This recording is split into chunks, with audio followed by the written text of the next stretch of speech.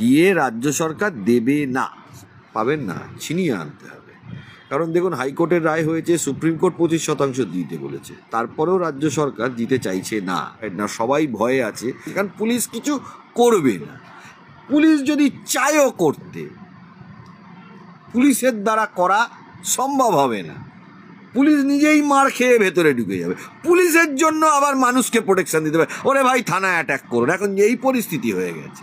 Basically আইনের বেড়াজালে তিনি যেটা চেষ্টা করছেন, যত এটাকে পিছিয়ে দেওয়া যায়, সবই গোপনীয়তাই বজায় রাখা হয়।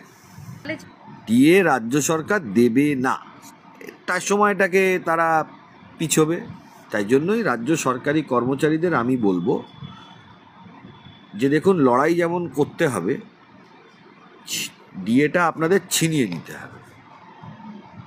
ছিনিয়ে না নিতে, নিজের অধিকার ছিনিয়ে নিতে হয়। নিজের অধিকার ওই পাবো, বাড়িতে বসে থাকবো আর ভাবছি পেয়ে যাব, এটা হলে হয় না।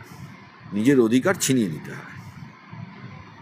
6 সপ্তাহ পেরিয়ে গেলে আমরা যা আইনি প্রক্রিয়া আছে সেই আইনি প্রক্রিয়ার মধ্যে যাব। দেখুন, আইনে তো তিনি MA অ্যাপ্লিকেশন করে মডিফিকেশান ফাইল করতে পারে, তাতে তো কোনো দোষ নেই। কিন্তু অর্ডার পাবেন কিনা বা অর্ডারটা মডিফাই হবে কিনা সেইটা নিয়ে প্রশ্ন। বেসিক্যালি আইনের বেড়াজালে তিনি যেটা চেষ্টা করছেন, যত এটাকে পিছিয়ে দেওয়া যায়, এটাই ওনার টার্গেট। আমি সরকারি কর্মচারী যারা বন্ধুরা রয়েছেন বা ভাই বোন, অনেক সিনিয়ররা রয়েছেন, মা বোনেরা রয়েছেন, দাদারা রয়েছেন, তাদের প্রত্যেকের কাছে অনুরোধ করব, এমনকি পেনশন হোল্ডারদের কাছে, আপনারা সংঘবদ্ধভাবে যাতে এটা ছিনিয়ে আনার ব্যবস্থা করা যায়। পাবেন না, ছিনিয়ে আনতে হবে। কারণ দেখুন, হাইকোর্টের রায় হয়েছে, সুপ্রিম কোর্ট 25% দিতে বলেছে, তারপরেও রাজ্য সরকার দিতে চাইছে না। ভাইপোর কম টাকা আছে নাকি?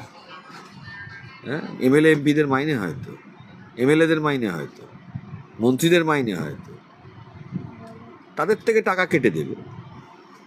ছিনিয়ে নিতে হবে, ছিনিয়ে নেবার সময় এসেছে। ডিএর টাকা, অধিকার বাড়িতে বসে ঘুমিয়ে হয় না, অধিকার ছিনিয়ে নিতে হয়। এবং কর্মচারীদের মধ্যে যারা তৃণমূল করছেন, তাদের তৃণমূল করানোটাও ছাড়াতে হবে। কর্মচারীদের মধ্যে অনেক তৃণমূল আছে, সরকারি কর্মচারীদের মধ্যে, তাদেরকে তৃণমূল করাটাও ছাড়াতে হবে।